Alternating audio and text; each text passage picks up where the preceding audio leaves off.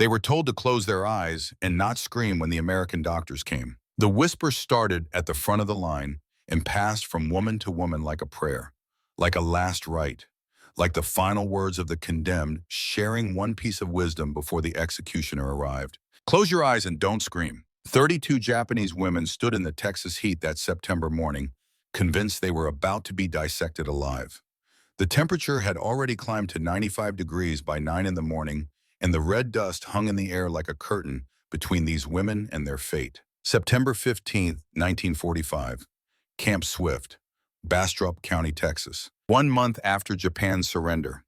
1 month after the emperor's voice crackled through radios across the empire, telling his people to endure the unendurable.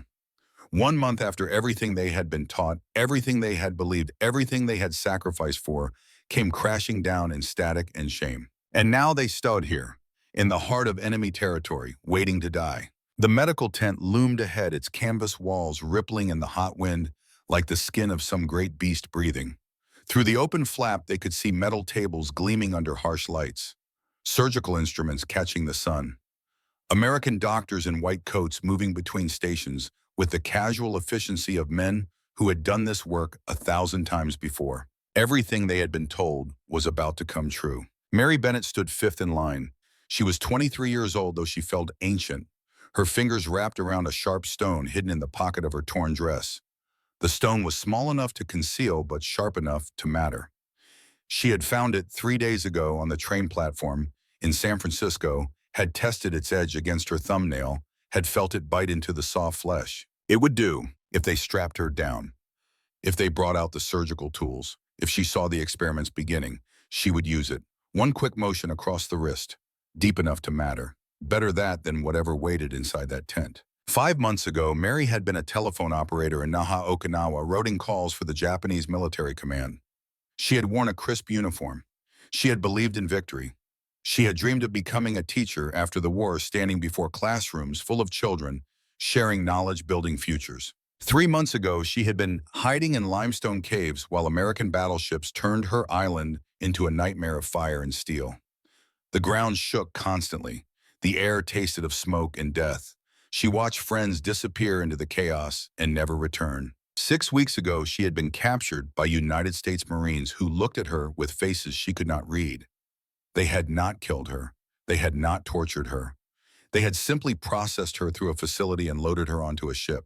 And that confusion was almost worse than cruelty would have been, because she did not understand why she was still alive. The whisper reached her, and she mouthed it silently, tasting the words on her cracked lips. Close your eyes and don't scream. Behind her, 19-year-old Emily was crying without making a sound.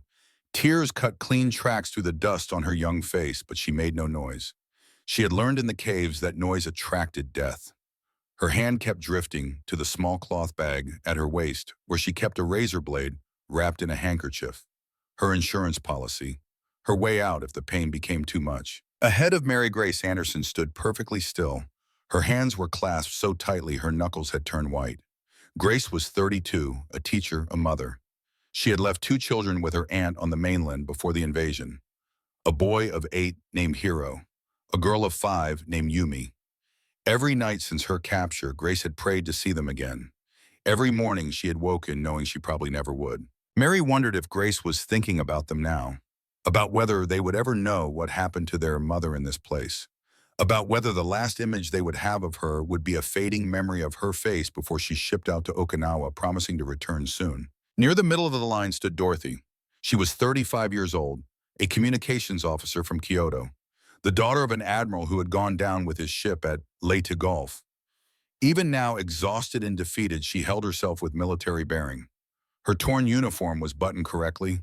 Her posture was straight. She had been trained to maintain discipline. She would maintain it until the end. Dorothy spoke English fluently, learned at a prestigious girls' school before the war. She had hoped that skill would save her. Now she wondered if it would only make the interrogation more thorough. Further back stood Helen. She was 28, a nurse trained at the Imperial Navy Hospital in Tokyo. 2 years in a trauma unit had taught her to calculate survival odds without emotion. Right now, she was calculating how long dehydration would take to kill them if the Americans decided to simply let them die in the sun. Her medical bag was still with her, though the medicines had been confiscated. She kept it anyway. It reminded her of who she had been before the world ended. Near the end of the line, Ruth stood with her face carved from stone. She was 44 years old, a military clerk who had worked in administration for 15 years. Her husband had died at Iwo Jima fighting with honor, dying for the emperor. She had received the notification 3 months ago. She had not cried then, she would not cry now. If these Americans wanted to see a Japanese woman break, they would be disappointed. Ruth would give them nothing. The propaganda posters from the caves were still vivid in Mary's mind. She could see them even with her eyes open. They had been plastered on every wall, hammered into every consciousness, repeated until they became truth. American soldiers with demonic faces, fangs dripping blood, hands like claws reaching for Japanese women. Text warning that Americans ate human flesh, that American doctors used prisoners for medical experiments, that captured women faced fates worse than death itself. Every woman in this line had seen those posters. Every woman believed them. Why wouldn't they? Their own government had told them these things. Their own military commanders had ordered them to die rather than surrender. Their own families had sent them off with instructions to keep one bullet for themselves. And yet here they stood, alive, captured, waiting for the proof that everything they feared was real. A red-haired nurse emerged from the tent. She was young, perhaps 30, with hair that gleamed like copper in the harsh Texas sun. She wore a clean white uniform with a red cross on the armband. Her face held no malice. Her eyes held no cruelty. She looked tired and hot and human in a way that made no sense at all. When she spoke, her voice was calm, almost gentle. Medical examination. She said it in halting Japanese, the words clumsy in her mouth. For your health, necessary, disease check. Her accent was terrible. The syllables crashed into each other like strangers on a crowded train. But the meaning was clear enough. Disease check. Mary's stomach twisted into a knot of ice and fire. That's what they would call it. That's how they would justify what came next. A medical examination, a disease check. Clinical language to mask clinical horrors. She gripped the stone tighter, feeling its sharp edge bite into her palm. The pain was grounding, real, something she could control when everything else had spun beyond her reach. The journey to this moment had begun 3 weeks ago, though it felt like years, like decades, like another lifetime belonging to another woman who no longer existed. After Japan's surrender on August 15th, the American Marines on Okinawa had rounded up all the Japanese civilians who had worked with the military. Not soldiers, support staff, telephone operators like Mary, teachers conscripted to work in military offices like Grace, young girls who had been forced to serve as nurses and messengers like Emily, military clerks like Ruth. They were not combatants, but they had worn Japanese military identification badges, and so they became prisoners of war. The Americans had processed them through a facility in Hawaii first. That's where Mary's confusion had truly begun. They had expected immediate execution, or torture, or at the very least starvation and abuse. Instead, they were given medical checkups, clean clothes, food, real food, rice and fish and vegetables in quantities they had not seen in over a year. The portions were generous. The quality was good. The Americans seemed almost eager to feed them. It made no sense. Why would the enemy feed prisoners they planned to kill? The women whispered among themselves, trying to understand, trying to find the trap hidden in the kindness. It must be a trick. The older women said it with certainty. They are fattening us up. They want us healthy before the experiments begin. Healthy subjects yield better data. This is science, not mercy. The explanation satisfied their expectations. It fit the narrative they had been given. It allowed them to maintain their understanding of the world and their place in it. Then came the voyage across the Pacific, 2 weeks on a transport ship, cramped into cargo holds that smelled of diesel and salt, but not beaten, not starved, not thrown overboard as the propaganda had promised would happen to any Japanese who fell into American hands. The sailors mostly ignored them. They went about their work with an efficiency that seemed almost bored. A few tried to speak to them using hand gestures and broken Japanese phrases clearly learned from military handbooks. One sailor in particular stood out in Mary's memory, a boy who looked barely 18. He had approached her one evening when she sat alone on the deck, staring at the endless Pacific that separated her from everything she had ever known. He had shown her a photograph. His mother and father standing in front of a white house with a porch. His little sister holding a golden retriever with a laughing face. an American flag hanging from a pole by the door. See? He had pointed to himself in the photo, a younger version in civilian clothes, smiling without the weight of war on his shoulders. Home, family, like you. Mary had not known what to make of this. The propaganda had never mentioned that Americans had families, that they took photographs, that they smiled in those photographs like normal human beings, that they had mothers who worried about them, and sisters who waited for them, and dogs who would greet them when they finally came home. The propaganda had painted them as monsters, demons, something other than human. But this boy with his photograph looked exactly like the boys Mary had grown up with in Nahai. Young, homesick, scared, human. She had handed back the photograph without speaking, and he had walked away, tucking it carefully into his pocket close to his heart. The ship had docked in San Francisco. Mary caught only a glimpse of the city through a porthole, but what she saw staggered her imagination. Buildings tall as mountains, intact, gleaming in the California sun, streets full of cars that looked brand new, shops with windows full of goods, people walking without the hunched posture of the starving, the desperate, the defeated.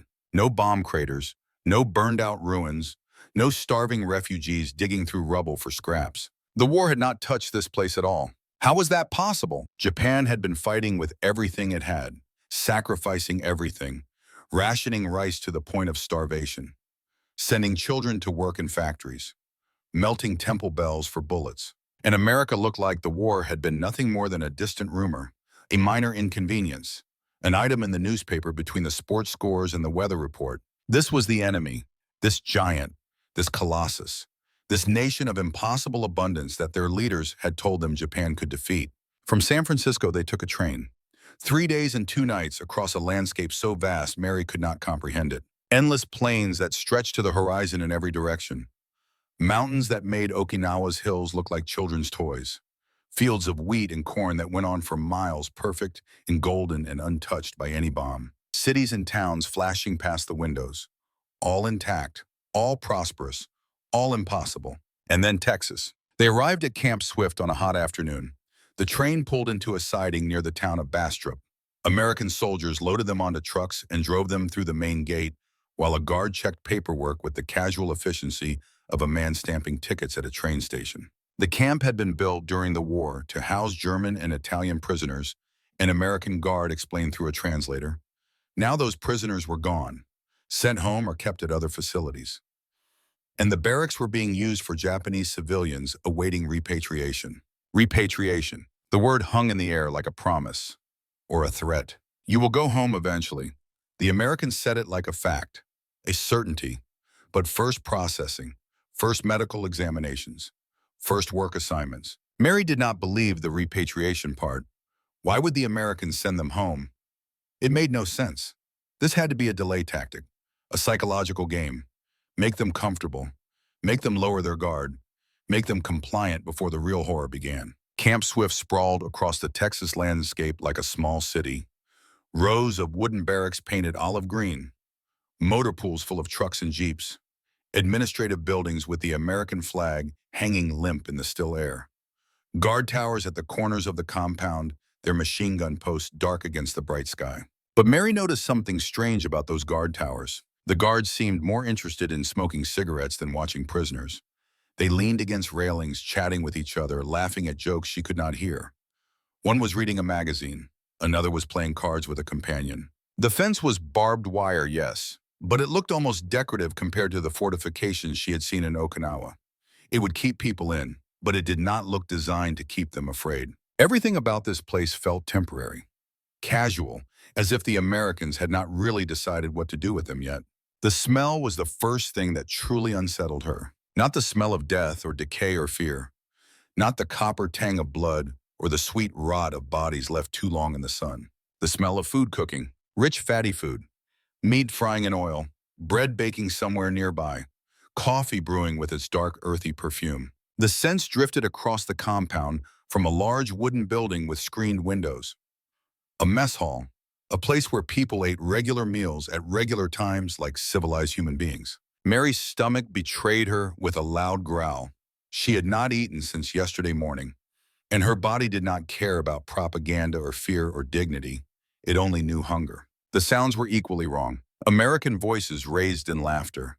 Someone playing a harmonica, the notes floating on the hot air like something from a dream. The rumble of truck engines, a radio somewhere playing music, big band jazz with horns and drums. It sounded almost festive, as if this were a summer camp and not a prison, as if these men were on vacation and not guarding enemies of their nation. How could the enemy be laughing? How could they be playing music? Mary had spent the last months of the war in caves where the only sounds were explosions, screams, and whispered prayers. This casual normality felt obscene, impossible, wrong in ways she could not articulate. She noticed a man standing in the shadows near a supply building. He was not laughing. He was not playing music. He stood perfectly still, watching the Japanese women with eyes that burned like coals and a face carved from granite.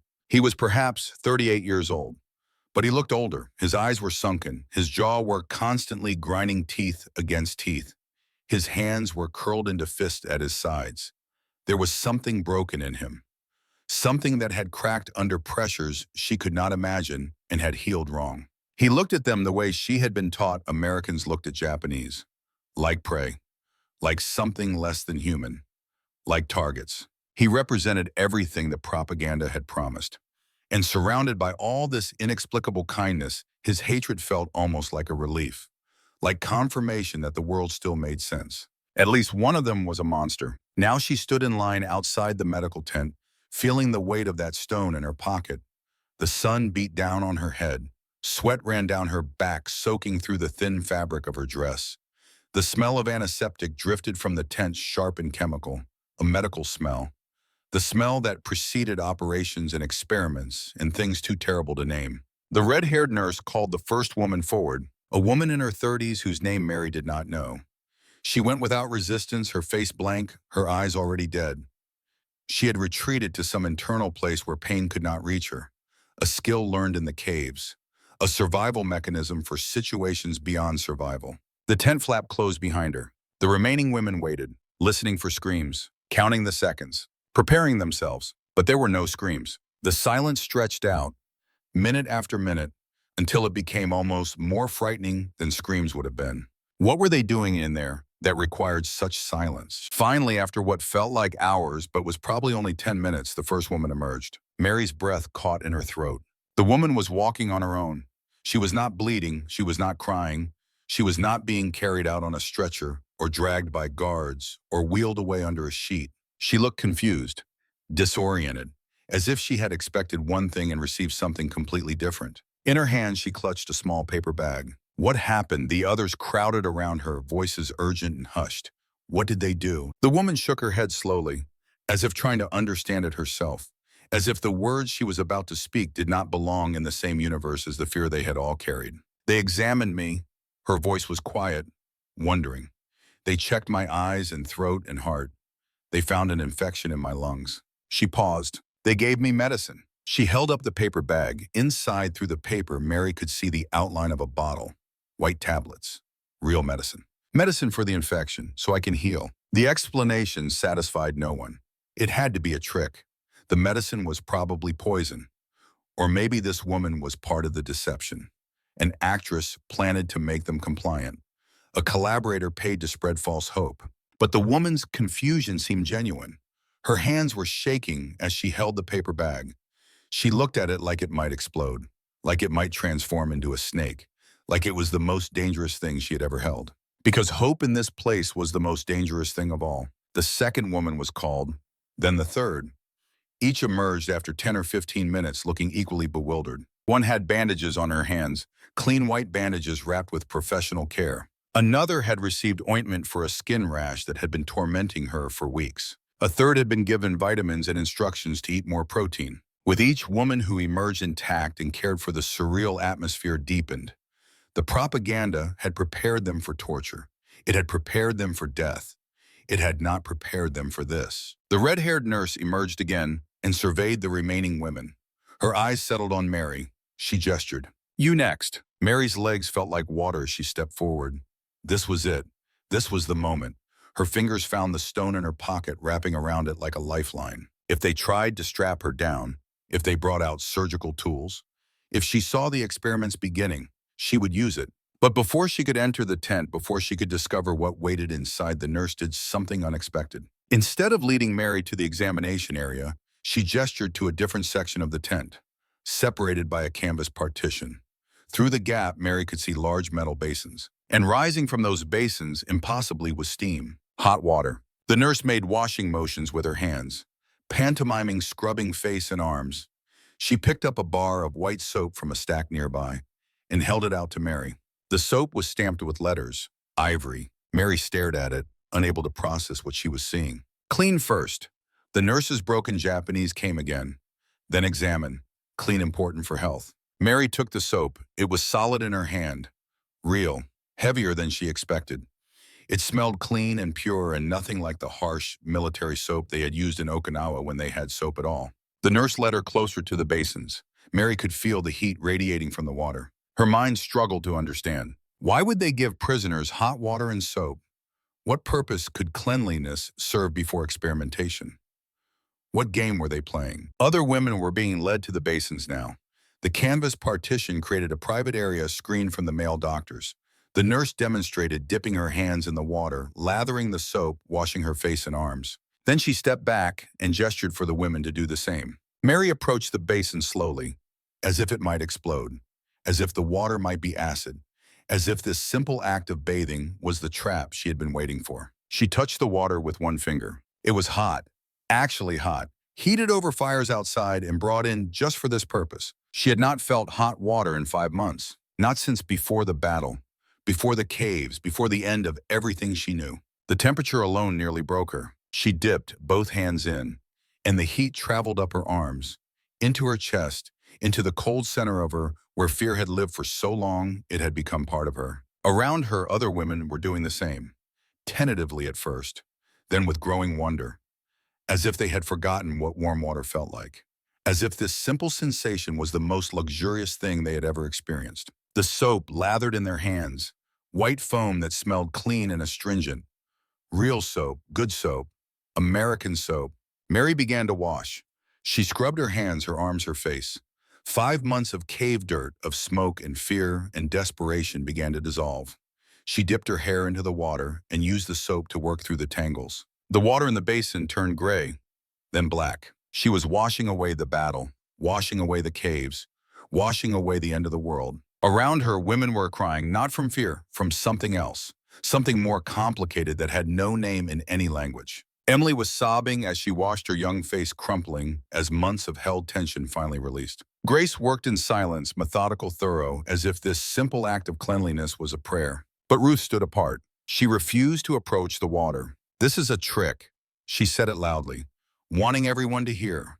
"They want to soften us. They want to make us forget who we are before they begin the real torture. Do not be fooled by kindness. The enemy does not offer kindness without purpose." The nurse seemed to understand the resistance, even without knowing the exact words. She approached Ruth carefully, maintaining distance, her hands open and empty. "Your choice? No force. But doctor need clean to check for disease. Keep you safe. Keep others safe." Ruth's face was stone. "I will not wash. If I am to die, I will die as a Japanese woman, not as someone who accepted enemy charity." The nurse nodded slowly. She did not argue. She did not insist. She did not call guards to force compliance. She simply stepped back and let Ruth make her choice. This, perhaps more than anything else, unsettled Mary. The Americans were not forcing them. They were offering and accepting refusal. This was not how conquerors behaved. This was not how the propaganda had described the enemy at all. Conquerors took what they wanted. Conquerors did not ask permission. Conquerors did not respect the choices of the conquered. But this nurse had just accepted Ruth's refusal as if it were the most natural thing in the world. After the washing, clean towels were distributed, real towels, white and soft, smelling of sun and detergent. The women dried themselves slowly, still waiting for the trap to spring. Then came simple cotton dresses, folded in neat piles. The nurse indicated they should change out of their torn, filthy clothing. Again, a privacy screen was erected. Again, no force, only offering. Mary put on the clean dress and felt the soft fabric against her skin. It had been washed recently, probably in the camp laundry. It smelled like detergent and starch. It fit reasonably well. She stood there in the clean dress with her clean skin and her clean hair, and felt her mind begin to fracture. This cannot be real. She thought it over and over, like a mantra, like a prayer. This must be a trick. They will hurt us more because we let our guard down. We should have run. We should have died first. But her body betrayed her with relief. Her skin felt air for the first time in months. The weight of grime was gone. She felt lighter, younger, almost human again.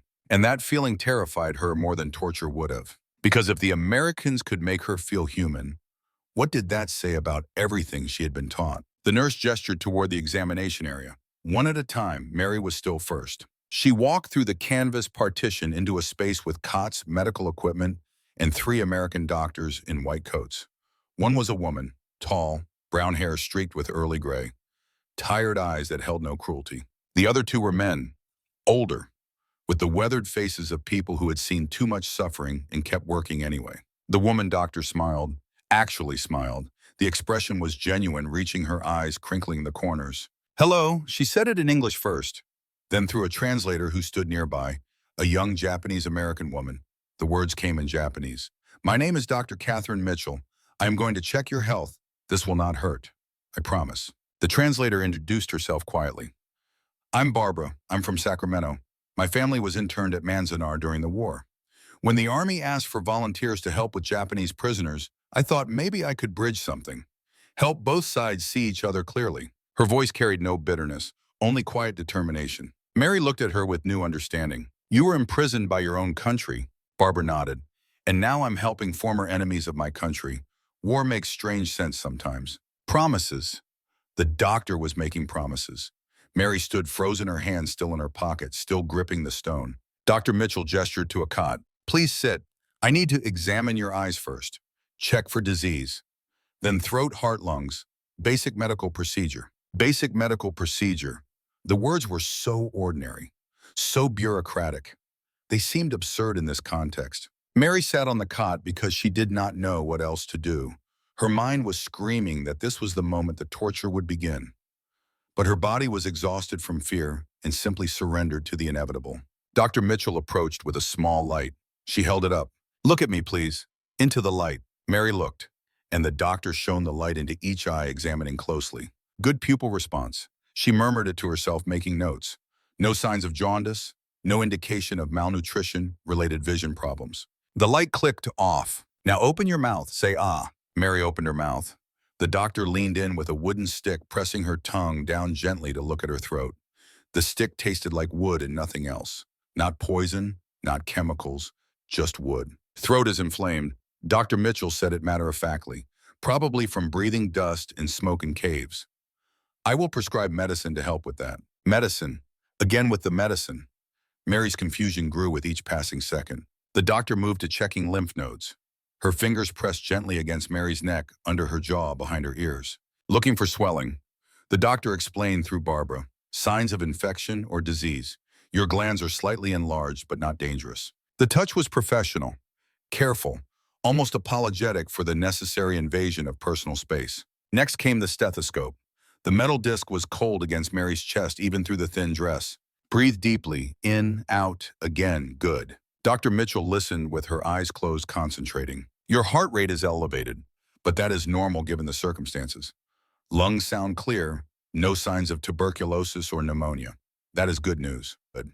Then the doctor knelt down and took Mary's hands. These caught her attention immediately. Mary's hands were a mess, cut and scraped and infected from months of scrabbling on cave rocks, from working without gloves, from having no medicine or bandages or care. The doctor turned them over gently, examining the damage. "When did this happen?" "During the battle." Mary heard herself answer. "We hid in the caves, the rocks." The doctor nodded, her face serious. "I'm going to clean these wounds and wrap them. It will sting a little, but then they will heal properly. Without treatment, the infection could spread. You could lose function in your fingers." The doctor poured clear liquid from a bottle over Mary's hands. It did sting, sharp and sudden, making Mary gasp. But then the pain faded to a mild burn, and the doctor was already moving. Applying ointment, wrapping each hand in clean white bandages. Her movements were quick, practiced, efficient. The work of someone who had done this thousands of times, someone who cared about the outcome. When both hands were wrapped, Dr. Mitchell sat back. "You are malnourished and dehydrated. You have several infections.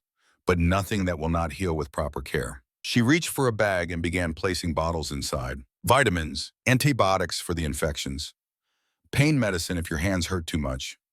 Take these with meals. The camp kitchen has been instructed to provide adequate nutrition. Rice, vegetables, protein. Your body needs to recover. She handed the bag to Mary. Then the doctor did something that shattered the last of Mary's composure. She reached out and gently touched Mary's shoulder. "You have been through hell." Dr. Mitchell said it quietly, and even though the words came through Barbara, the emotion was clear. "But you are safe now. No one here will hurt you.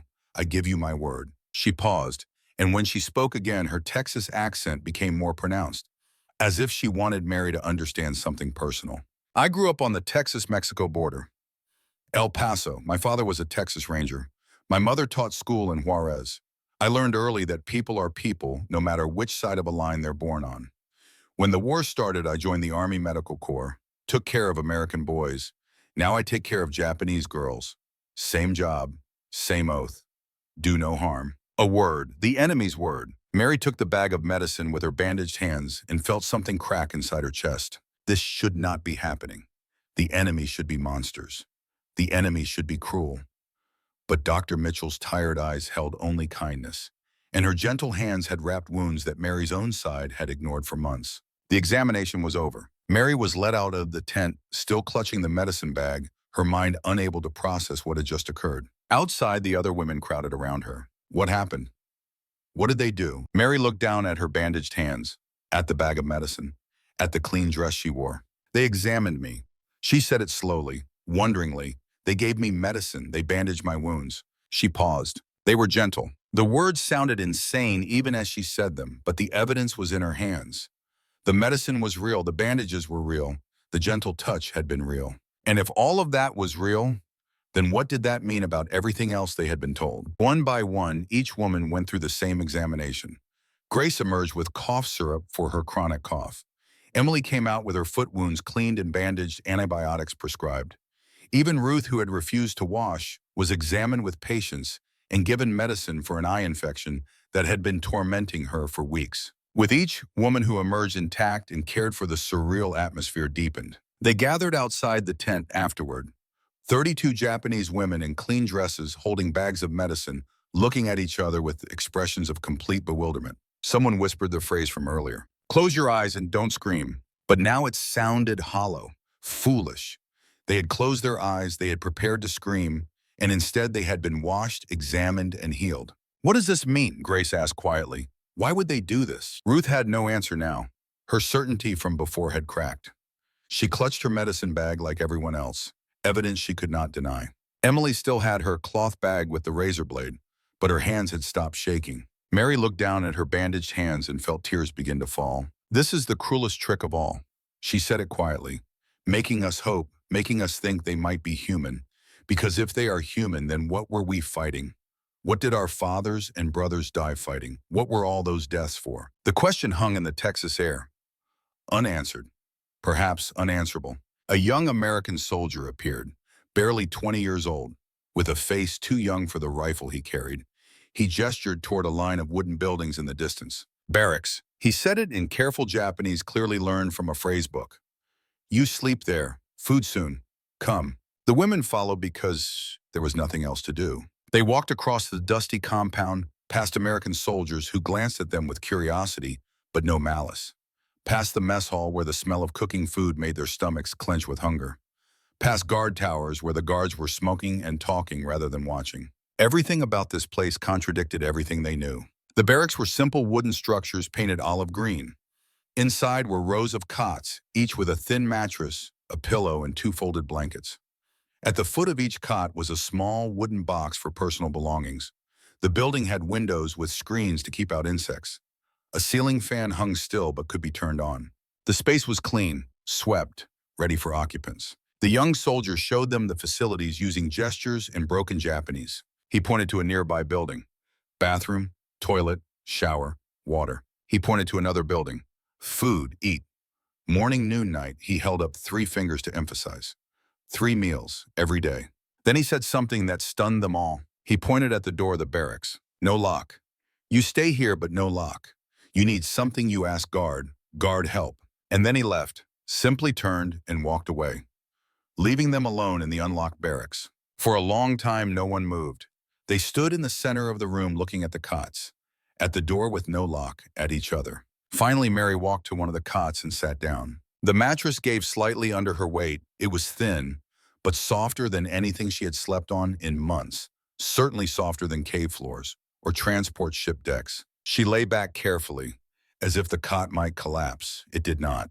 Around her, other women were doing the same, each choosing a cot, each lying down tentatively. Mary pulled one of the blankets over herself, even though the September heat made it unnecessary.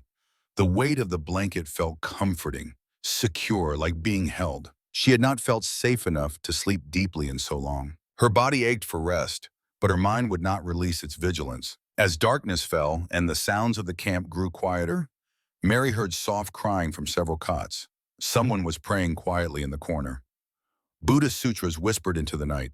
Mostly there was silence, the heavy silence of women too exhausted and confused to process their circumstances. Mary touched her bandaged hands gently, feeling the padding, the careful wrapping. The medicine bag sat under her pillow. Tomorrow she was supposed to take the pills with breakfast. Tomorrow there would be food. Tomorrow the Americans would continue treating them with this inexplicable kindness. She pulled the notebook she had managed to keep through everything from her small box of belongings. She had been writing in it since Okinawa, documenting what happened, who died, what was lost. Now she wrote by the faint light coming through the window. September 15th, 1945. First day in American camp, Texas. They gave us hot water, they gave us soap, they gave us medicine. Dr. Mitchell wrapped my hands like they mattered. Tomorrow we eat. Tomorrow we are safe, they say. I do not believe it yet, but my hands are bandaged. That is real. If this is a trick, it is the cruelest trick of all, because hope hurts more than torture. I have hidden the sharp stone under my pillow, just in case. Just in case they were lying, and tomorrow the real horror begins. But tonight I am clean, tonight I am warm, tonight I am alive, and I do not understand any of it. She closed the notebook and lay back down. Sleep came slowly, fitfully, full of dreams that mixed cave darkness with clean bandages, propaganda posters with Dr. Mitchell's kind eyes. When she finally slept deeply, it was the first safe sleep she had known in months. Outside the barracks in the darkness, the man with burning eyes stood smoking a cigarette, watching the faint light from the windows flicker and die. Mary did not know his name yet. She did not know his story, but she would learn both soon enough. In his head, the screams of his men still echoed. 12 faces still watched him every time he closed his eyes. 12 voices still called for water, for medics, for their mothers, for God. And these women were sleeping in clean beds, eating American food, receiving American medicine. While his brothers rotted in jungle graves half a world away, his hands curled into fists at his sides. They would learn, these women, these enemies, they would learn that not all Americans had forgotten what Japan had done. Mary woke to a bell ringing across the camp. For a moment, she did not know where she was. The sound pulled her from dreams of keys and into a reality that felt equally unreal. Sunlight streamed through the barracks windows, painting golden rectangles on the wooden floor. Dust motes danced in the light like tiny spirits. Around her, other women were stirring, sitting up on their cots, looking around with the same confused expressions they had worn yesterday. They were still here, still in Texas, still alive, still inexplicably safe. The young American soldier from yesterday appeared at the door. His name tag read Hughes, Private Hughes. He looked nervous, uncomfortable with his role as keeper of these enemy women. His face was too young for war, too open, too honest. Breakfast. He said it in his careful phrasebook Japanese. Come eat. He gestured toward the mess hall building they had passed the day before. The women rose slowly, moving as a group. They still sought safety in numbers, still expected the trap to spring at any moment. 32 women walking together through the Texas morning, their clean dresses bright against the dusty red earth. The mess hall was a long wooden building with screened windows and a corrugated metal roof. Inside, rows of tables and benches filled the space. American soldiers sat at some tables, eating breakfast and talking in the casual way of men who were safe and well-fed. Other tables sat empty, clearly designated for the Japanese women. A serving line ran along one wall, large pots and trays of food behind a counter. Women in U.S. Army uniforms stood behind the counter, kitchen staff, preparing to serve. As the Japanese women approached tentatively, the American servers began filling trays. The first items placed on Mary's tray were familiar. White rice, a mound of it, steaming and fluffy. More rice than she had seen in 2 years. The grains were separate, perfectly cooked, not the mushy, overcooked paste or the hard, undercooked kernels they had subsisted on toward the end of the war. This was good rice, abundant rice, rice like peacetime. Next came miso soup.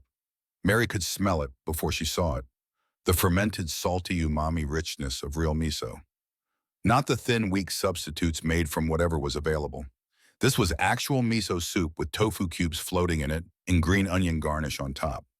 The warmth of the bowl in her hands felt like a memory from another life. Pickled vegetables came next.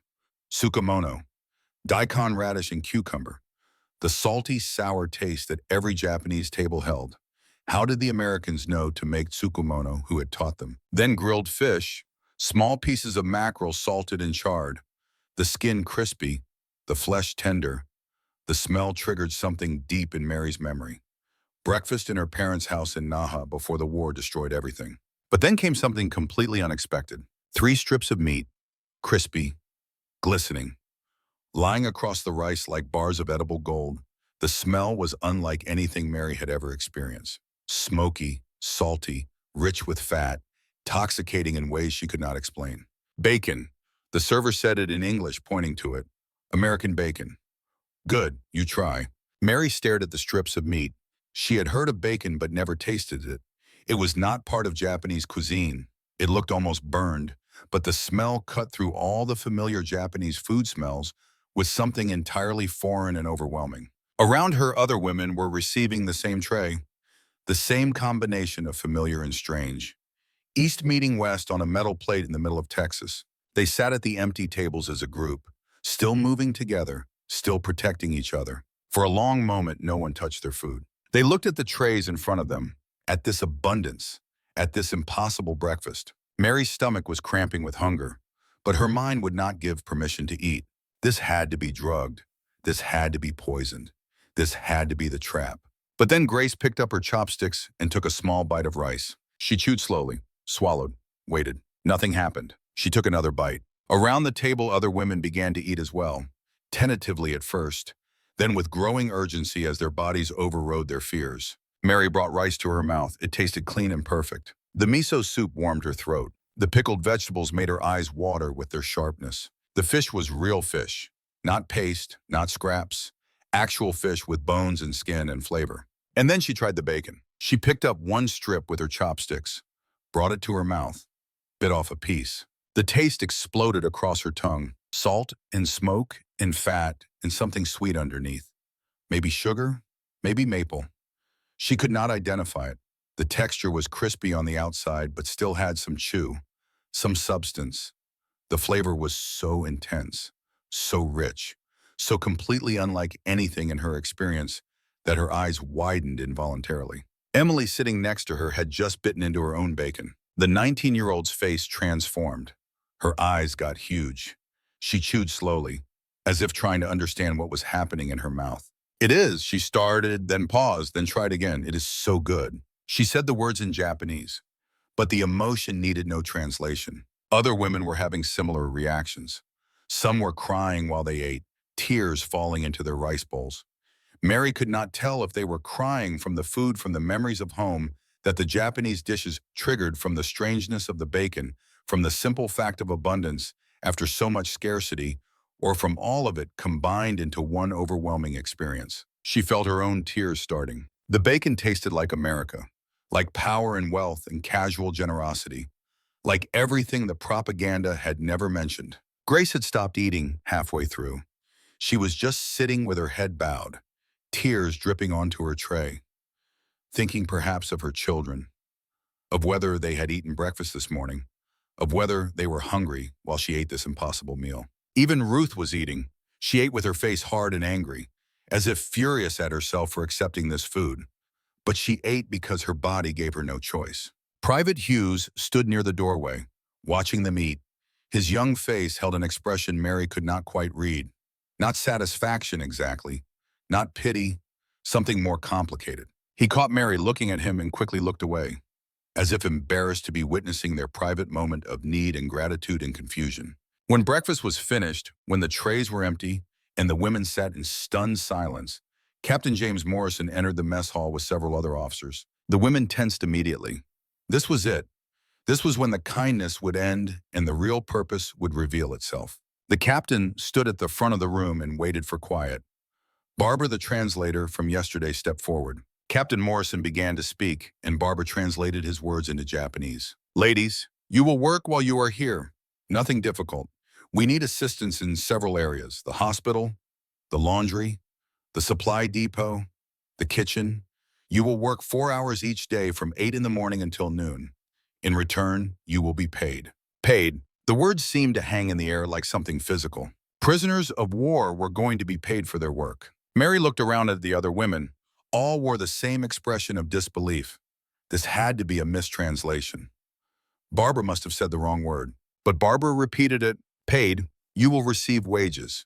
Not large wages by American standards, but enough to purchase personal items from the camp canteen: soap, writing paper, small necessities. Morrison continued, the pay is provided in military script.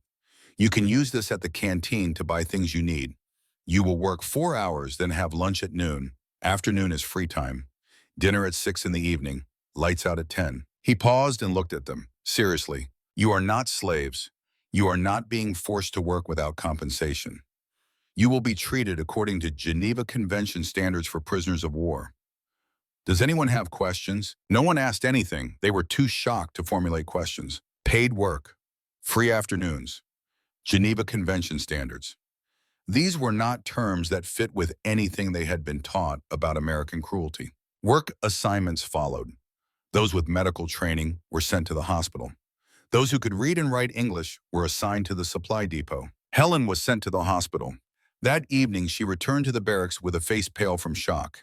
She had seen Japanese soldiers there, wounded from battle, being treated by American doctors with the same care they would give their own men. One soldier, barely 19, had been burned by a flamethrower. The American doctors had saved his life with surgery and skin grafts. But the boy kept crying. Not from pain, from shame. He kept saying the same words over and over. I should have died. I should have died with honor. Why did you save me? Helen understood how he felt. She did not know how to make sense of any of this either. Mary found herself walking across the camp with 4 other women toward a large warehouse tent.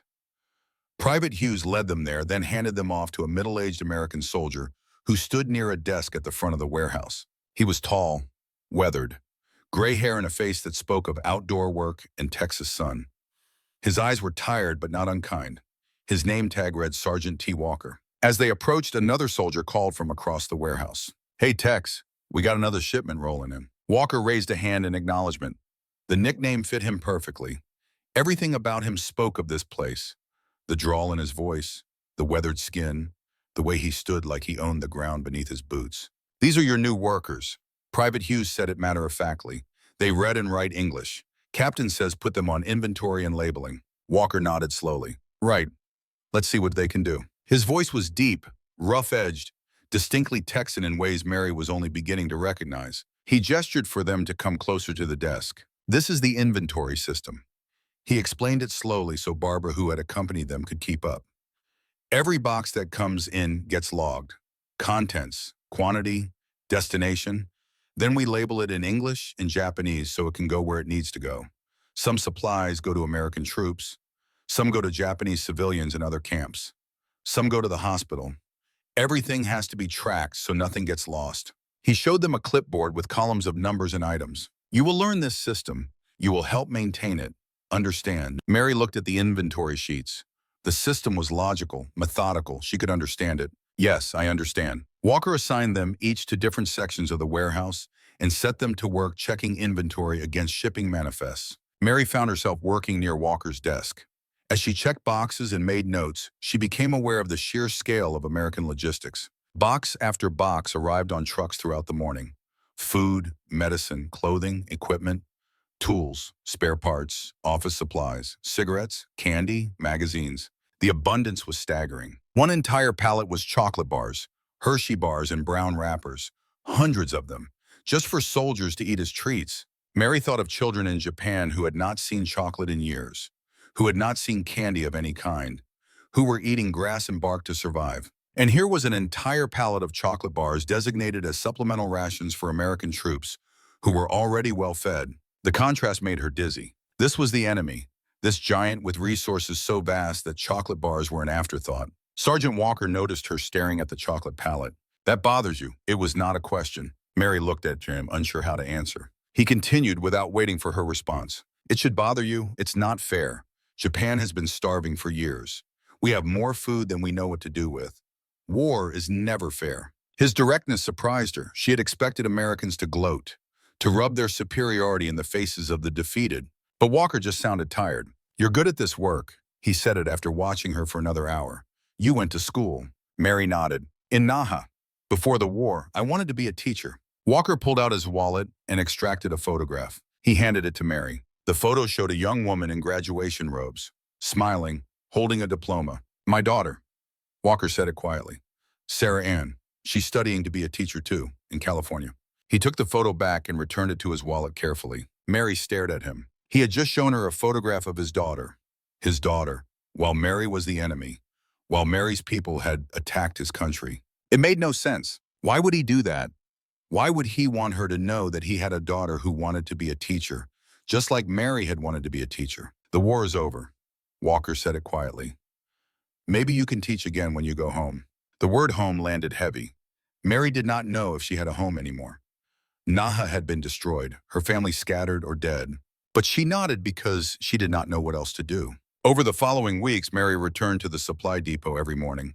She learned the inventory system. She labeled boxes in 2 languages. And she watched Sergeant Walker trying to understand this enemy who showed her photographs of his daughter and spoke of the war as if it were a tragedy rather than a victory. That night, after lights out, a man moved through the camp like a shadow. His name was Sergeant Bill Thompson. Mary had seen him watching them that first day. The man with burning eyes. The man who looked at them like prey. He knew where the blind spots were, where the guards did not look, where a man could move without being seen if he knew the layout well enough. He had been at Camp Swift for 8 months, long enough to learn every corner, every routine, every weakness. The kitchen was dark when he slipped inside. He used a small flashlight, shielding the beam with his hand, and made his way to the milk storage. Fresh milk was delivered every morning from a local farm, kept cold in the refrigerator, enough for all the prisoners and American staff. Thompson pulled out the bottles of milk, opened them, poured out half the contents. Then he reached into his pocket and pulled out a small bottle, medical-grade laxative, strong. He had taken it from the infirmary earlier that day. He poured it into the milk, recapped the bottles, put them back in the refrigerator. It would not kill them, just make them sick. Just remind them that they were prisoners, not guests. The Geneva Convention did not say they had to be comfortable, just said they could not be killed. There was a lot of space between comfortable and dead. Next, the water containers, large tanks that supplied drinking water to the prisoner barracks. Thompson opened the valve and let some water drain out. Then he added more laxative, enough to affect anyone who drank. He was closing the valve when he heard a sound behind him. The click of a lighter, a small flame illuminating a face. Private Hughes stood in the doorway. He had been outside smoking, watching the stars, thinking about his brother Tommy, who would never see stars again. And he had seen Thompson enter the kitchen. The 2 men looked at each other. What are you doing? Sergeant Hughes asked it calmly, but there was steel underneath. Thompson straightened. He was senior, older. He had authority. But in that moment, standing in the dark kitchen with evidence of sabotage in his hands, he felt like a child caught stealing. I'm doing what should have been done from the start. Thompson said it with conviction he did not entirely feel. I'm reminding those prisoners that they are the enemy, not friends. They don't deserve to be comfortable. They killed our brothers. By poisoning their food, Hughes' voice was harder now. Just laxative. Won't kill them. Just make them sick. Geneva Convention doesn't say anything about them having to be comfortable. Hughes stepped forward. You think I don't know they killed my brother? You think I don't want revenge? His voice shook when he spoke about Tommy. Tommy died at Okinawa, 21 years old, wanted to be a veterinarian, take care of sick animals, never hurt anyone in his life. Hughes paused, collected himself. The telegram came on a Tuesday. My mother opened it at the cafe. The sound she made.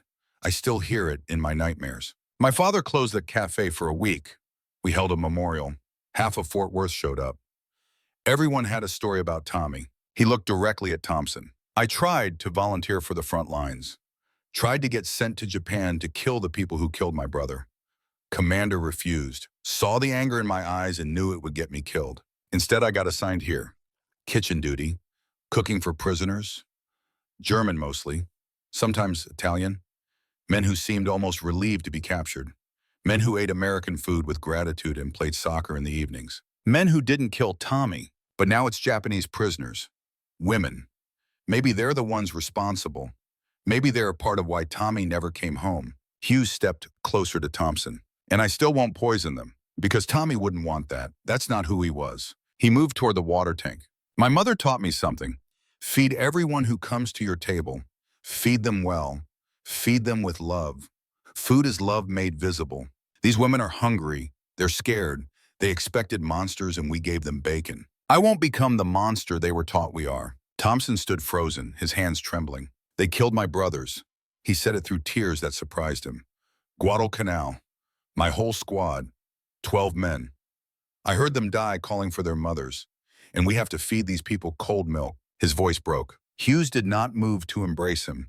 He just stood there, witnessing Thompson's collapse. I know. War isn't fair. Death isn't fair. But poisoning prisoners doesn't bring fairness. It just makes us cruel. And we're better than that. That's what separates us from them. Not weapons, not strength, our values. Thompson slid down the wall and sat on the floor, his back against the cold metal. They died screaming. He said it through sobs. My boys, they died calling for water, and we're giving these people cold milk, good food, soft beds. It's not fair. It's not right. Number Hughes said it quietly. It's not fair. War isn't fair. Death isn't fair. But our choices afterward, that's what defines us. They worked together in silence, dumped the contaminated milk, scrubbed the containers clean, refilled the water tank with fresh water, erased every trace of the sabotage attempt. When they finished, Thompson looked at Hughes. What are you going to do? Report me? Hughes was silent for a moment. Tomorrow morning, we'll go see Captain Morrison. Tell him what happened. Face the consequences. Court-martial. Thompson said it flatly. Maybe. Maybe. But at least you'll face it like a man, not like a coward who poisons women in the dark. 3 days later, a batch of letters arrived from the Red Cross. Private Hughes appeared at the barracks door with a bundle of envelopes. Mail call. He said it through Barbara. Red Cross has started facilitating letters between prisoners and families in Japan. These are the first batch. Not everyone has letters yet. Mail service is still disrupted. But these came through. He began calling names. Grace Anderson, Emily, Mary Bennett, Ruth. Each woman who heard her name came forward to receive an envelope. Mary's hands shook as she took hers. The envelope was thin, the paper cheap, wartime stock. Her mother's handwriting on the front. She returned to her cot and held the letter for a long moment before opening it. She was afraid of what it would say, afraid of what news it would bring from a home that no longer existed. Finally, she opened it. The letter was short. Her mother's handwriting was shakier than Mary remembered, as if written by an old woman, though her mother was only 50. Dearest Mary, we received word that you are alive and in American custody. This brought us joy even in our sorrow. Life here is very hard. Kumamoto was bombed many times. There is little food. We eat sweet potatoes and whatever we can find in the fields. Your father died in February. He was caught in a bombing raid while trying to find food. I am sorry you have to learn this way. Your brother David is still missing. We have had no word of him since Okinawa fell. I fear the worst, but still pray for a miracle. I am glad you are alive, my daughter. That is all that matters now. Please come home when you can. I need you. Your mother. Mary read the letter 3 times. Then she folded it carefully and pressed it against her chest. Her father was dead. Her brother was missing, probably dead. Her mother was alone and starving. And Mary was here, thousands of miles away, eating bacon for breakfast and sleeping in a clean cot and earning money to buy soap. The guilt crashed over her like a physical weight. Around her, other women were reading their own letters. Grace was crying, clutching a letter from her aunt about her children. The children are hungry. Grace read it aloud through her tears. They ask for you every day. They do not understand where you are or why you have not come home. Emily had received a letter from a family friend confirming what she had feared. Her parents were both dead, killed in the bombings. She sat very still, the letter in her lap, her face blank. Ruth's letter was perhaps the cruelest. Her husband had been killed at Iwo Jima. Her mother-in-law had written the letter, and the words were harsh. You should have died with honor rather than be captured by the enemy. You bring shame to our family by surviving. By accepting American charity, my son died a hero and you live as a coward.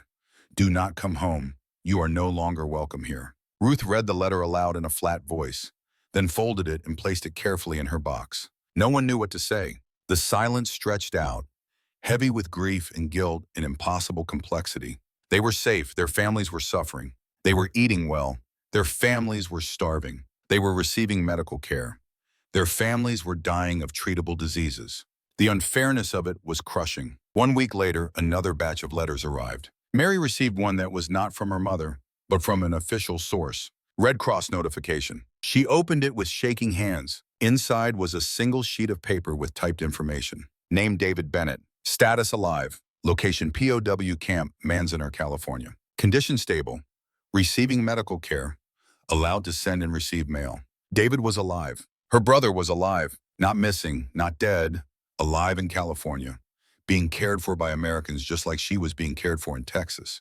The relief was so overwhelming that Mary's legs gave out and she sat down hard on the ground. Around her, other women gathered. What is it? What does it say? Mary could barely speak. My brother, he's alive in California. The Americans saved him too. The realization hit all of them at once. This was not isolated. This was not just their camp. This was American policy across the entire Pacific. Save prisoners, care for them, treat them humanely, feed them, give them medical attention. It was systemic kindness, institutional mercy, a country that had been attacked choosing to respond with humanity rather than revenge. That night, Mary lay in her cot and reached under her pillow. Her fingers found the sharp stone she had hidden there since the first day, the stone she had planned to use if the torture began. She held it in her palm for a long moment, feeling its weight, its sharp edge. Then she got up quietly and walked to the window. She looked out at the Texas night, at the stars, at the guard towers where Americans smoked cigarettes instead of watching for escape attempts. She opened the window screen and threw the stone into the darkness. She would not need it anymore. Across the room, Emily watched her. The young woman reached into her own cloth bag and pulled out the razor blade she had carried since Saipan. She looked at it for a long moment. The metal gleamed faintly in the starlight. Then she wrapped it back in the handkerchief and tucked it into her box of belongings. Not thrown away, but not carried on her person anymore. Not needed tonight. Maybe not needed tomorrow either. That evening, someone in the American quarters set up a radio in the common area. Soldiers gathered around as big band music poured out of the speaker. Glenn Miller, Benny Goodman, Tommy Dorsey. The sounds of swing and jazz that had defined the American home front during the war years. Then something remarkable happened. One of the soldiers fiddled with the radio dial, searching for a different station. Static hissed and crackled. Then suddenly, impossibly, a Japanese song came through the speaker. Sakura Sakura, the cherry blossom song. Traditional, familiar, a melody that every Japanese person knew from childhood. The effect on the women was immediate and profound. They moved closer to the radio as if drawn by gravity. Some began to cry before the first verse even finished. Others hummed along, the melody unlocking memories of Japan before the war. Spring festivals, cherry trees in bloom. A world that seemed to belong to a different universe now. Grace was weeping openly, her hands pressed to her mouth. This was the song her children loved. She had sung it to them countless times. Ruth stood very still, tears running down her cheeks, but her face rigid, fighting the emotion even as it overwhelmed her. When the song ended, the soldier at the radio did not change the station. He let the Japanese programming continue. Another song, then another. Traditional melodies that spoke of mountains and rivers and seasons and home. The American soldiers drifted away gradually, giving the women space for their grief. But they did not turn off the radio. They left it playing. This gift of sound, this connection to everything the women had lost. Private Hughes was the last American to leave. He lingered near the radio, watching Mary specifically. Finally, he approached her carefully. That song, he said it through Barbara, who had stayed behind. It's beautiful. Very sad, but beautiful. Mary nodded, unable to speak. Hughes continued, I lost someone too. My brother Tommy, 3 months ago at Okinawa. He showed Mary a photograph from his wallet. A young man in uniform smiling, posing with a dog. He loved animals, had this dream of opening a veterinary clinic back home. Spent all his leave time at the local shelter helping sick strays. He paused. The telegram came on a Tuesday. My mother's hands were shaking so bad she couldn't open it. I had to do it for her. Mary looked at the photograph and felt something crack open inside her. Your brother died at Okinawa. She said it slowly. I was on Okinawa. Maybe he died near where I was hiding. Maybe I heard the bombs that killed him. The realization settled between them, heavy and impossible. They were connected by geography and death and the random chance of war. Hughes was quiet for a long moment. When he finally spoke, his voice was rough with emotion. I should hate you. Your people killed Tommy, killed my brother who never hurt anyone in his life, who just wanted to help sick animals when he got home. He looked down at the photograph in his hand. But I've been watching you these past weeks. I've seen you cry over letters from home, seen you work harder than you need to, seen you trying so hard to understand why we're being kind when you expected cruelty. He looked up at Mary. Tommy wouldn't want me to hate you. That wasn't who he was. He paused. And that's not who I want to be either. Mary felt her own eyes burning. I should hate you too. Your bombs killed my father, destroyed my city. My brother nearly died because of American weapons. She struggled to find words in English that were difficult enough in Japanese. But you are not your bombs. You are William Hughes from Oklahoma, who lost his brother. And I am Mary Bennett from Okinawa, who lost her father. We are both just grieving, just trying to survive what others decided for us. Hughes nodded slowly. Yeah, that's exactly right. We didn't choose this war, but maybe we can choose what happens after. They stood there in a Texas evening, two young people on opposite sides of the biggest war in history, finding common ground and shared grief. The radio continued playing Japanese music into the night. And somewhere in that music, in that moment of connection across enemy lines, something shifted. Not forgiveness exactly. That would take longer, perhaps a lifetime. But the beginning of understanding, the first crack in walls built from propaganda and pain. Mary looked at the photograph of Tommy Hughes one more time before handing it back. He had a kind face.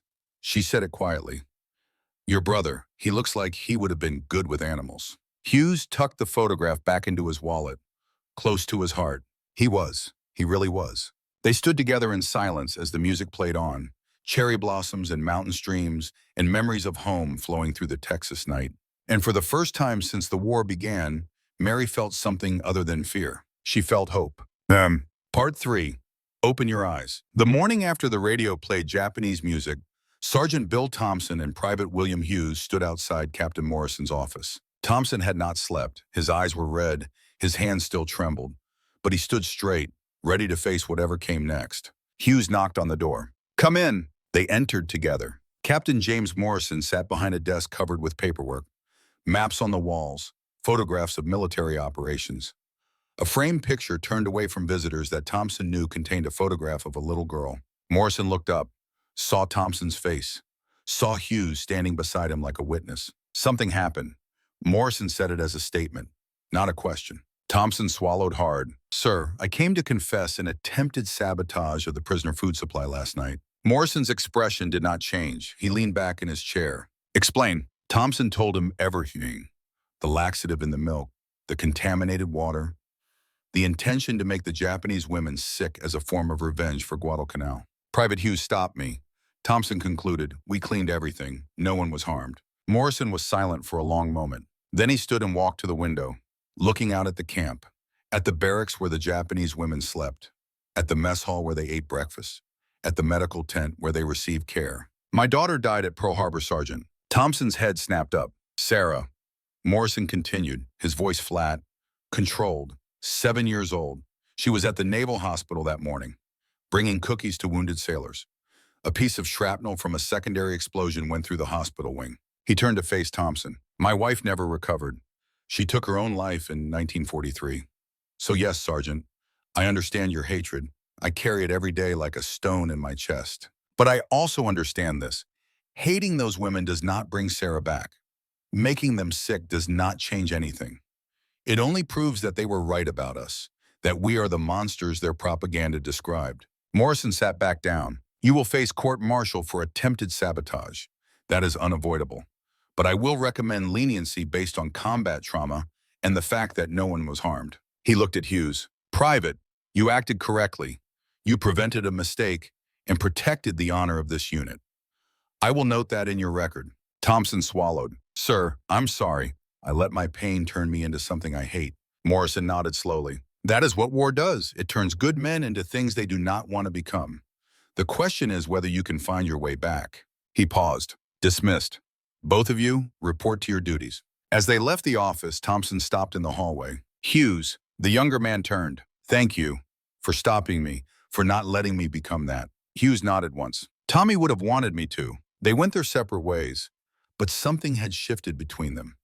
Not friendship exactly, but understanding. The kind that only comes from seeing someone at their worst and choosing mercy anyway. 2 weeks later, on Mary's last day at the supply depot, Sergeant Walker called her into his office. He stood beside his desk holding a chocolate bar, a Hershey bar in its familiar brown wrapper. The paper was warm, softened from being in his desk drawer. Send this to your mother. He said it simply. Tell her a Texas cattle rancher wanted her to have it. Tell her that not all Americans are enemies. Just most of us were on different sides for a while. But that's over now. Mary took the chocolate bar with shaking hands. She could feel the chocolate inside, solid and real. This small rectangle represented so much. American abundance, American generosity, an enemy caring about another enemy's starving mother. Why, Mary asked. Why are you doing this? Walker shrugged. Because it's the right thing to do. Because your mother didn't start this war, neither did you. And because my daughter, Sarah Ann, writes me letters. She says we have to build a better world after this. Can't build a better world if we just keep killing each other forever. He paused. My cousin Bobby died at Pearl Harbor. On the Arizona, 22 years old, was going to come work on my ranch after the war. He looked at Mary directly. So yeah, I have reason to hate Japan, plenty of reason. But what does hating you accomplish? You didn't bomb Pearl Harbor. You're just a girl who wanted to be a teacher. Hating you doesn't bring Bobby back. Doesn't change anything. He pulled a package, wrapped in brown paper from his desk drawer. Open it. Inside was a new notebook, larger than the one Mary carried, blank pages waiting to be filled, and 3 pencils, sharp and ready. Keep writing, Walker said. Write about what happened here. Write about going home. Write the truth. People need to hear it. Some won't want to hear it. Some will call you a traitor for saying anything good about Americans. But say it anyway. Truth matters more than comfort. Mary held the notebook like it was made of gold. I will. I promise I will tell them what you did for us. Walker smiled. We didn't do anything special. We just treated you like human beings. That shouldn't be special. But I guess in war, basic decency becomes extraordinary. He extended his hand, a Western handshake. Good luck, Mary Bennett. I hope you get to be that teacher you wanted to be. Mary shook his hand. Thank you, Sergeant Walker. Thank you for everything. For the chocolate, for showing me your daughter's photograph, for teaching me that enemies can become friends. On October 15th, exactly 1 month after their arrival, the women were called to a special meeting. Captain Morrison stood at the front of the mess hall, his face serious. Ladies, we need to talk about your future. The words sent a chill through the room. The war is over. Japan has surrendered. Your country is under occupation now, being rebuilt. At some point, you will be repatriated, sent home to Japan.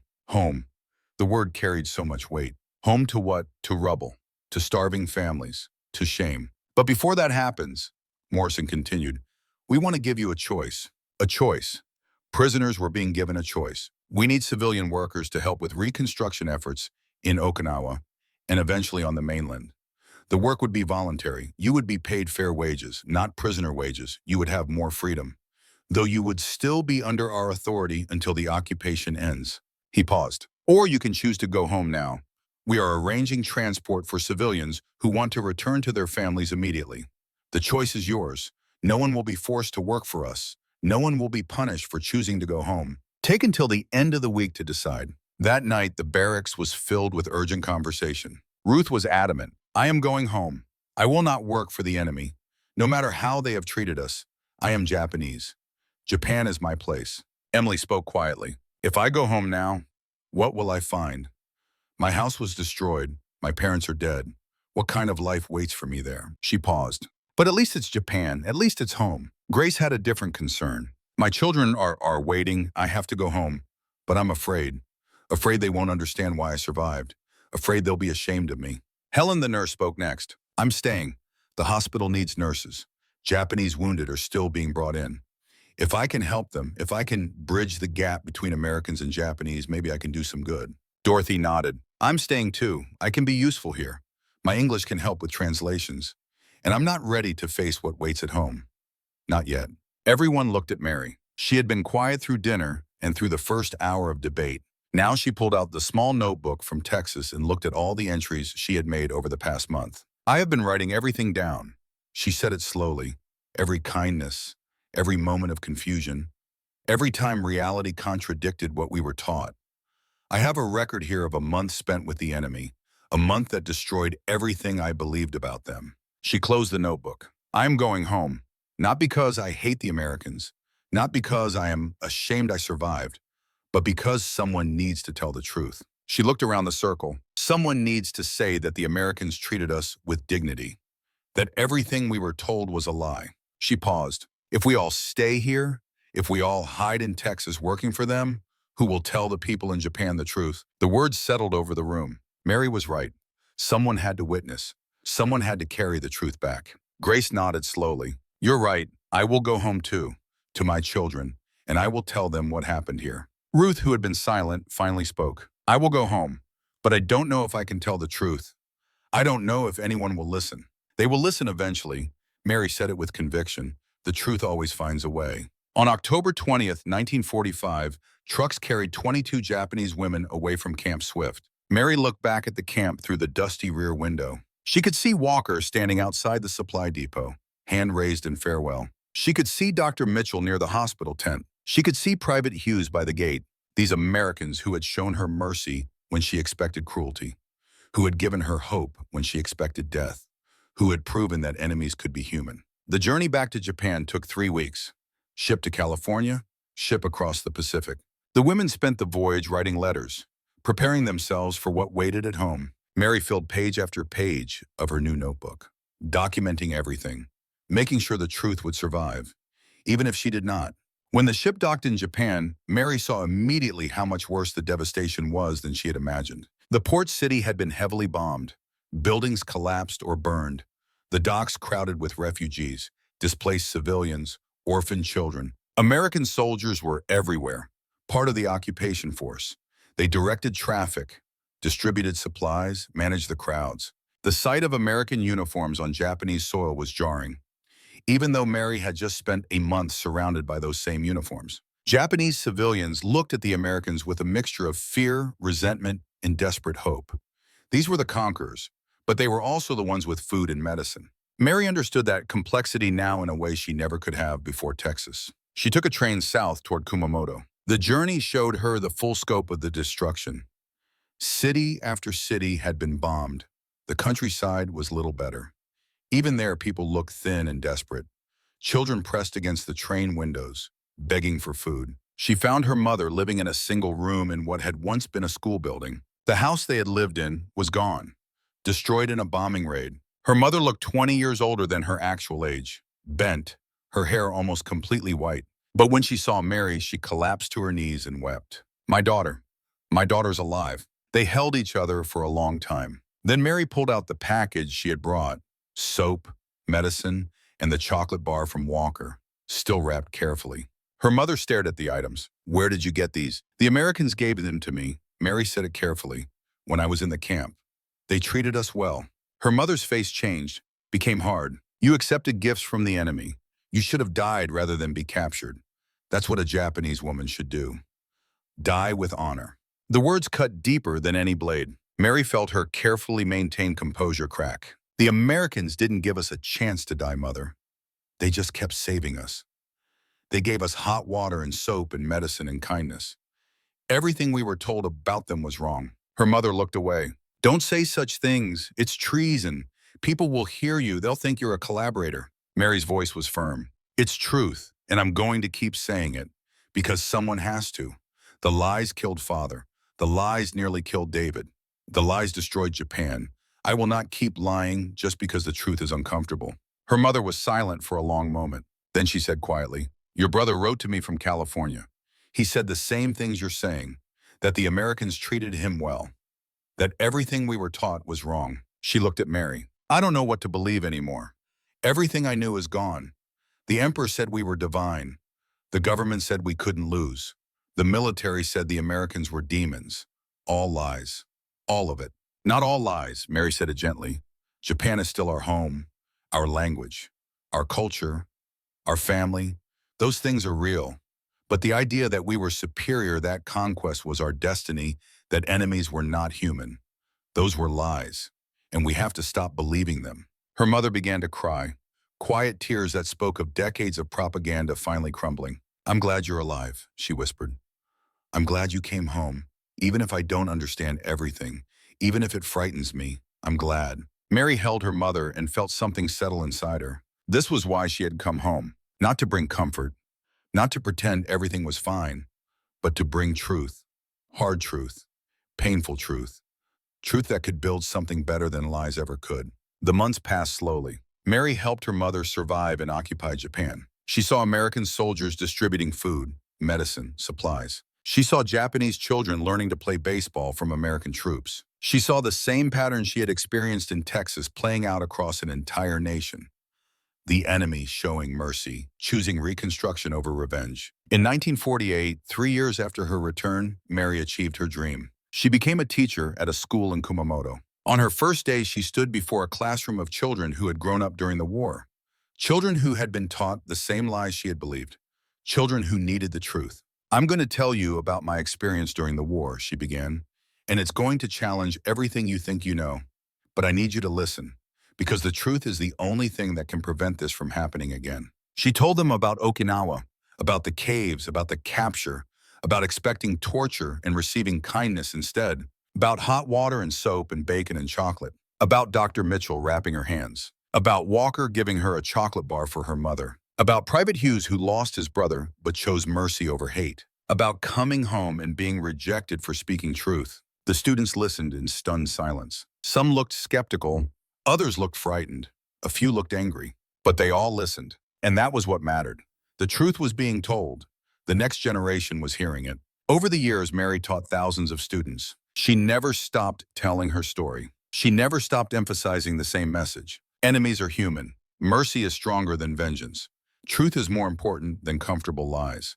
The cycle of hatred can be broken if enough people choose to break it. In 1955, 10 years after Camp Swift, Mary had a daughter. She named her Yuki, courage. One evening when Yuki was 5 years old, she asked the question children always ask. Mama, why did the war happen? Mary pulled out the old notebook from Texas, the one Walker had given her. Its pages were yellowed now, but the words were still clear. She opened it to the first page. September 15th, 1945. First day in American Camp, Texas. They gave us hot water. She read the entry aloud to Yuki. Then she explained, the war happened because people stopped seeing each other as human, because we believed lies about enemies, because we thought we were superior and others were inferior, because we chose hate over understanding. Yuki listened carefully. But the Americans were nice to you, even though you were enemies. Why? Mary smiled. That's the most important question. They were nice to us because they believed that every person has value, that even enemies deserve dignity, that the way to win peace is different from the way to win war. They taught me that enemies don't have to stay enemies forever, that people can change, that nations can change, that the future doesn't have to repeat the past. Yuki touched the notebook gently. Will you give this to me someday? Mary nodded. Yes, someday this will be yours, and you will understand why it matters, why truth matters, why kindness matters, why seeing each other as human matters. She closed the notebook. The hardest lesson I ever learned was that everything I had been taught was wrong. The Americans were not demons. We were not superior. War was not glorious. But the second hardest lesson was even more important. People can change. Countries can change. The future does not have to repeat the past. She looked at her daughter. They told us to close our eyes and not scream. They told us to expect torture. They told us to die rather than accept enemy mercy. But what we should have been told was this. Open your eyes, see clearly, accept truth even when it hurts, because truth is the only foundation for real peace. Yuki was quiet for a moment. Then she said, when I grow up, I want to be a teacher like you. I want to tell true stories too. Mary felt tears prick her eyes. That would make me very proud. That night, Mary made her final entry in the Texas notebook. October 20th, 1955. 10 years since I left Camp Swift. Today, my daughter said she wants to be a teacher. She wants to tell true stories. The truth I brought home from Texas has taken root. It's growing, it's spreading. That's how peace really works. Not through treaties or governments or grand gestures, but through individuals choosing truth over lies, choosing to see enemies as human, choosing mercy over hate. Close your eyes and don't scream. That's what we told ourselves that first day. But we should have been told this. Open your eyes, open your hearts, see clearly. Because the Americans showed us something that day in Texas. They showed us that kindness is not weakness, that mercy is not surrender, that seeing enemies as human is not betrayal. It is the only way forward. It is the only way to build something better. That is my legacy. That is what I will leave to my daughter and her children and all the children who come after. The truth is simple. The enemy showed us more humanity than our own side ever did in those final months.